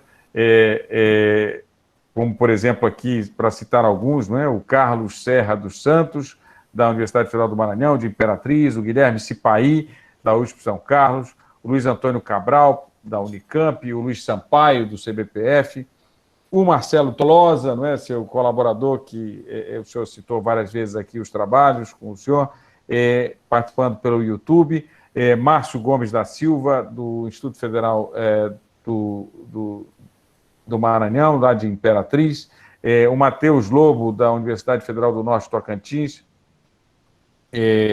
participando de Araguaína, o professor Nelson Studa, né, da UFSCar, o professor Satis Kumar Viedes, da Unirio, tá certo? Já teve gente aqui registrando aqui, para eu não deixar de falar, de participante de Santa Cruz do Arari, na Ilha do Marajó. Está vendo só? Então, gente aí de vários lugares.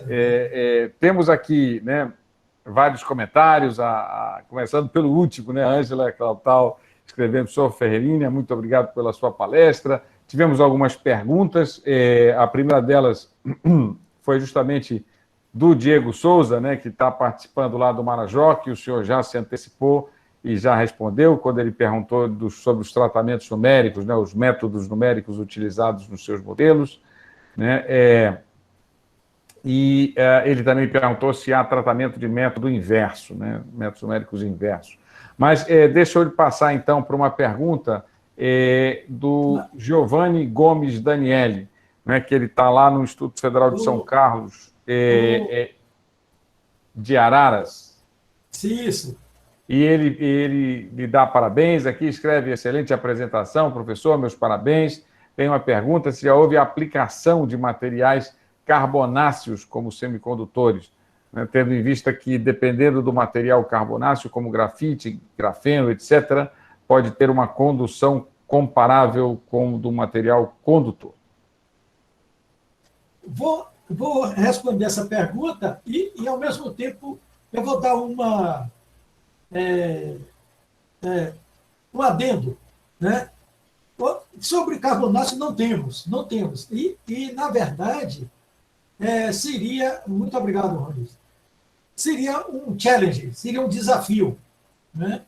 Por isso que nós estamos trabalhando, eu mostrei alguns ali, nós estamos trabalhando com esse material novo e tentamos ver como é que a gente pode contabilizar, porque a gente tem que ter as medidas ao mesmo tempo de como fazer, né? EPR e tudo mais.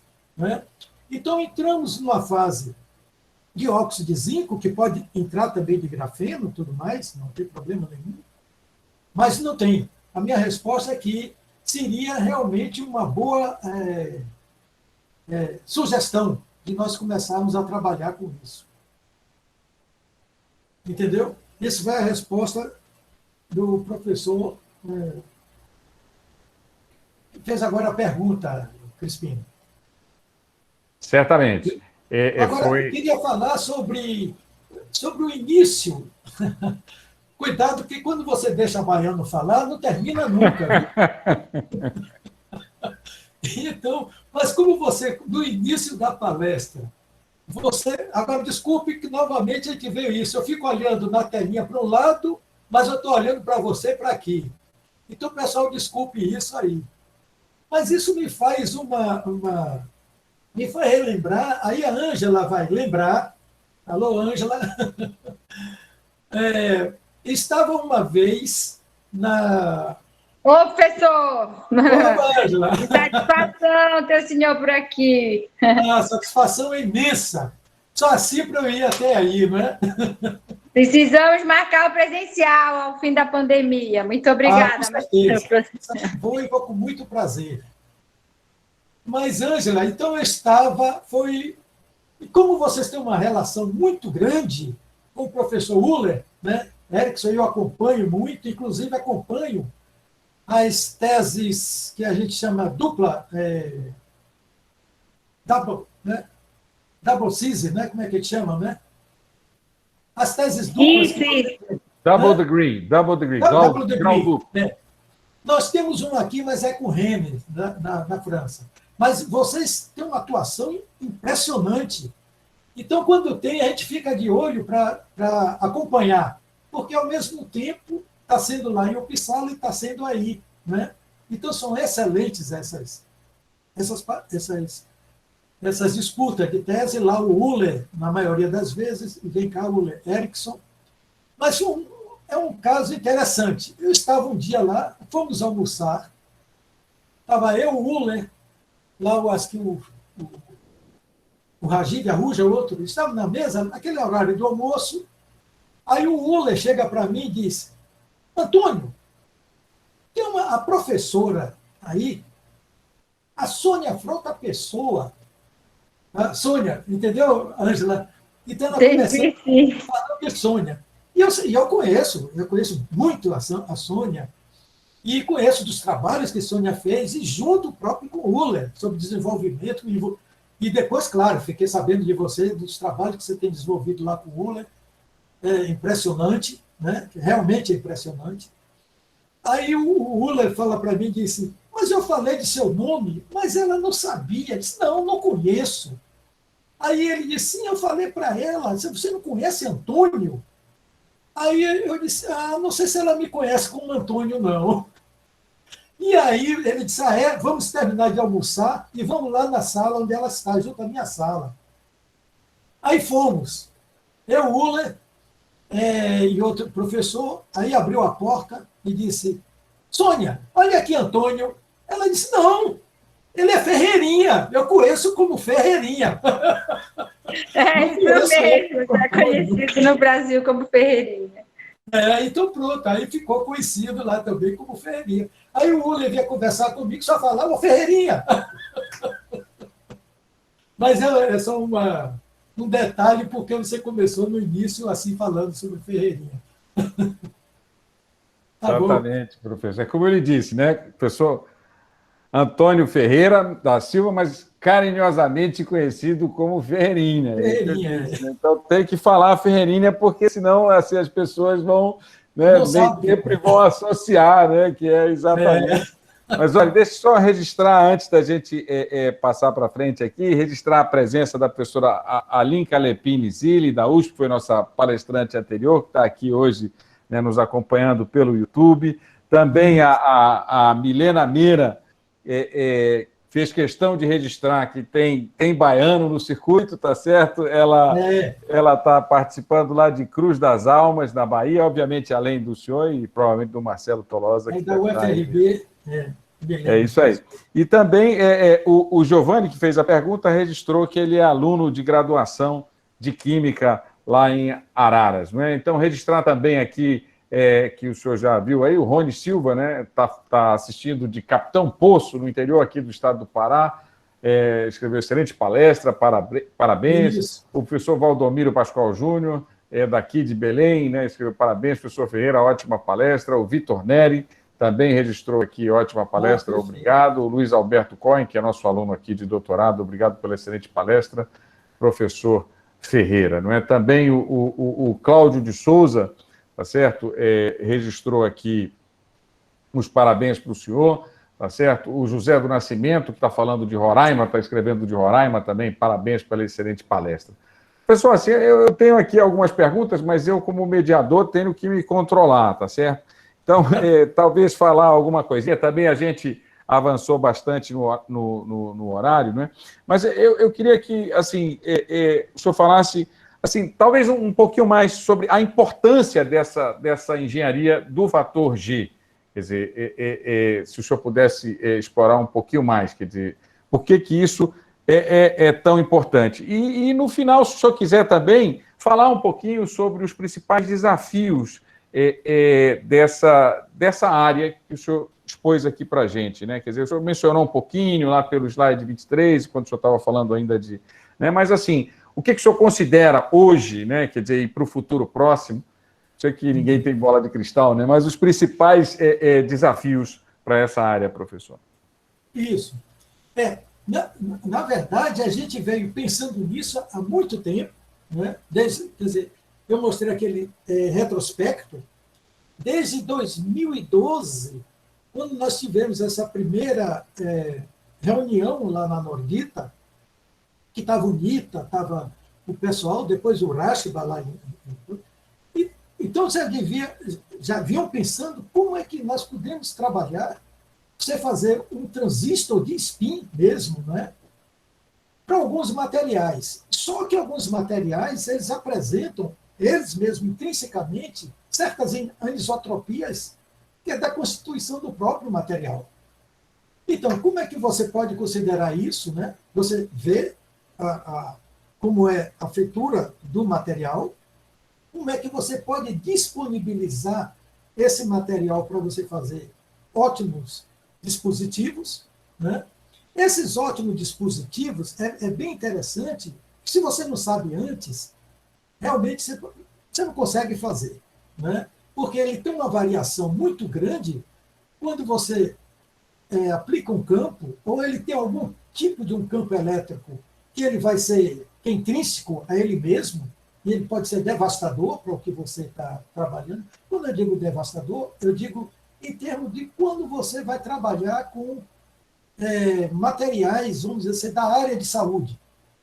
Ele pode ter uma influência muito grande. Então, qual é o material que realmente ele pode ir lá e fazer o tipo de experimento sem causar nenhum problema?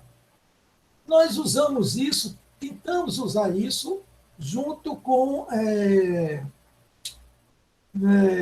a mitocôndria, né? Que você tem aquela como se fosse a evolução do que você tem no seu organismo, como você pode trabalhar, você enfiando uma espécie não invasivo, mas de uma mistura de óxido de zinco com alguma coisa, e vimos que não estava dando certo.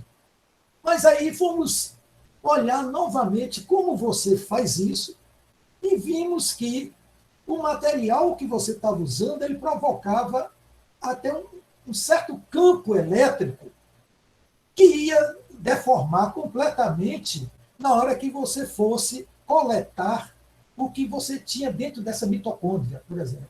Eu tenho até figurinha sobre isso, um filmezinho que nós fizemos lá. Daí em diante, nós começamos a tratar disso, como você pode fazer esse material de tal maneira que você tem uma heteroestrutura, como você pode crescer um outro material em cima em forma de quê? Nanorods, mas como? Ele pode ser furado ou não furado, cada um tem uma perspectiva completamente diferente, alinhado ou não alinhado, eles dão um fator G completamente diferente, mas você fica procurando um que lhe dê, que traga a simetria do que você trabalhando numa perfeita harmonia com o que você quer trabalhar. Mas não é fácil, né? Não é fácil, porque você vai entrando agora num campo que é muito, vamos dizer assim, é fino, como é que a gente diz? É fino, vamos dizer fino, né? Então, o que nós estamos correndo, você vê que algum desses materiais semicondutores dão um fator G completamente diferente e que vai lhe dar uma abordagem completamente diferente, pode ser um desastre, né? Então, você descobrir isso desde antes, como você pode trabalhar com isso, antes de você fazer o seu experimento, é importante para você determinar exatamente os efeitos que alguma anisotropia desse material pode surgir, que vai gerar campos magnéticos no material. Quando eu estou falando de campos magnéticos, eu estou falando que é campos magnéticos pequenos. Mas você entra no outro campo que a gente chama de magnetotritícia, alguma coisa, esqueci. É um campo magnético muito pequeno, que ele é fundamental, por exemplo, quando você faz os drug delivery. Você injeta na corrente sanguínea e manipula ele, vai olhando para ele, né? Então, ele tem um efeito muito grande em cima disso, né? Mas você tem que construir ele antes, para ver o quanto esse material não vai ter uma influência de algum campo magnético que ele vai sofrer lá dentro. E sofre. Mas é muito pequeno, mas é o suficiente para ele não ter uma eficiência grande. Então, o pessoal está trabalhando isso para várias aplicações. Quando eu mencionei lá em shape e tudo mais, é impressionante como eles têm praticamente isso quase que dentro de um hospital, né? Para você descobrir alguns tipos de dispositivos, o transistor e tudo mais, que você injeta junto. E para você detectar também quando você joga a luz nele e quando você absorve a luz nele. Então, eu diria que o futuro disso é promissor demais e ele está engateando, né? Então, quanto mais a gente trabalha em cima disso, a gente está vendo que tem mais coisa para a gente descobrir sobre a engenharia desse fator G. Aí é que vem a parte de engenharia. Entendeu? Certo, não sei professor. se está ok. Muito obrigado. Mas é o que a gente tem tentado. É isso aí, com certeza. Bom, professor, claro, parabéns aí pelo trabalho de vocês, vários comentários aqui. Uma última pergunta, talvez, até para a gente encerrar, e talvez, né, o senhor tecer os seus comentários finais, e aí a gente conclui. O Diego Souza, lá do Marajó, está falando, professor, há aplicações no setor de energias renováveis? E aí também, após a resposta a essa pergunta, o senhor talvez conclua assim, com os seus comentários finais para a gente encerrar, professor. Como é o nome dele, Luiz? Diego Souza. Diego Souza, energias renováveis, até 2 anos atrás, a gente estava trabalhando muito isso, descobrindo quais são os elementos principais para a gente fazer para a produção de hidrogênio, para muitas dessas coisas, os melhores materiais para você ver o quanto essas bandas se alinham e como você pode extrair elétron de um ponto para outro, para ir para outro, e assim por diante. Então, nós temos trabalhado com muitos desses materiais, né, para ver quais são os materiais que lhe dê melhor, vamos dizer assim, produção de hidrogênio, por exemplo, mas que seja, você tem uma escala que mostra quais são os materiais que possivelmente pode ser. Mas nenhum deles foi estudado nessa composição de você descobrir através de você ver, na hora que você faz esse dispositivo, porque é um dispositivo, que vai lhe dar realmente o fator G ideal para você fazer essa composição. A gente não sabe, né? Mas nós trabalhamos também com energias renováveis em termos de você descobrir os melhores materiais para você ver essa composição. Isso até o ano atrasado eu trabalhei muito com isso, a gente tem algumas publicações sobre isso. para você ver o quanto isso... E agora, no CETENI, onde eu estou muito focado lá como vice-coordenador, né, do Laboratório de Nanotecnologia, nós estamos voltando mais ou menos a esse tema, né? E foi bem interessante, quer dizer, a pergunta que você faz, que me chama mais atenção ainda de nós irmos nesse caminho em termos de energias renováveis. Tá? Então, olha, mais uma vez, eu gostaria de dizer que nós ficamos muito agradecidos por ter o senhor aqui hoje, tá certo? E pela sua excelente palestra. E eu gostaria, então, que, para nós encerrarmos, todos ligassem seus microfones para que nós pudéssemos, então, dar uma salva de palmas final em retribuição ao que o senhor nos proporcionou. Muito obrigado, professor. Muito obrigado. Obrigadão por você.